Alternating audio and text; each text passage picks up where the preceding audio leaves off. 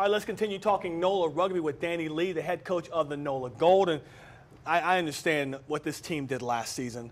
There's a pressure coming in here first year, right? To help the franchise progress even further after going to the playoffs for the first time ever?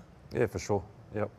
There's always pressure on any team or any coach, but knowing how far and how well NOLA Gold went last year, there's that extra bit of pressure. But I'm all about pressure and excited about the opportunity. Talk about the balancing act of, okay, I see what we've got here. This team was successful enough to make the playoffs for the first time ever last year, but there has to be some kind of tweaks made.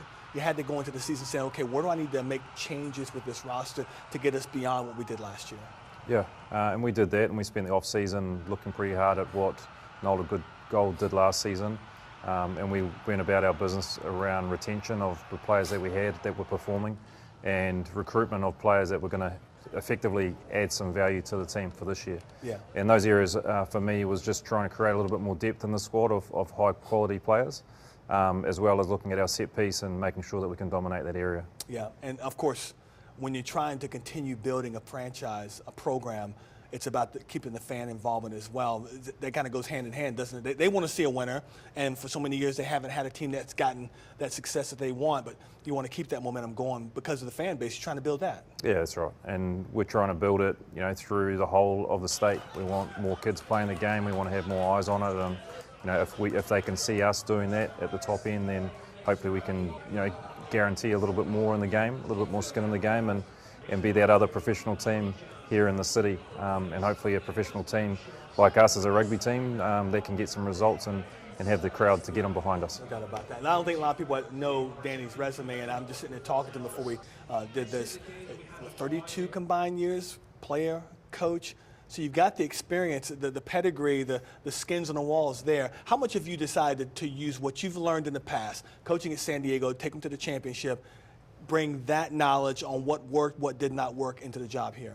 Yeah, I think coming from New Zealand, the rugby blood's in the veins. Yes. So, I'm all about trying to share that with any environment that I'm in or any organisation. So, yeah, I think what I've learned in the past is definitely, there on show. And I think, for me, bringing those expertise, I suppose, to NOLA is part and parcel with coaching. So wherever you're going, you're trying to gather information, try and grow what you've been doing and evolve as well. Like I'm not the finished product, and I don't know everything as well. We've got a good group in behind me at NOLA Gold, and we've got a good group of players too. So we're evolving, and it's going to take a little bit of time. Players know when a coach is not the right fit, don't they? They generally find out pretty quickly. As a guy who used to be a player, when you're taking direction from a new coach, yep. You know when it's going to work, right? Yeah, and I'm slightly different, obviously, in the way that I speak and what I do, but the players work out really quickly, and I think at this stage some of them are still trying to work out what I do and how I go about my business, but hopefully I've got majority on side and create that environment that they have that belief. Yeah. What goes into if there is a culture change needed? Was there one needed here with the NOLA Gold, and what went into doing that? No, I don't think so. Okay. As you said, they made the playoffs last year, and they did some really good things throughout the season.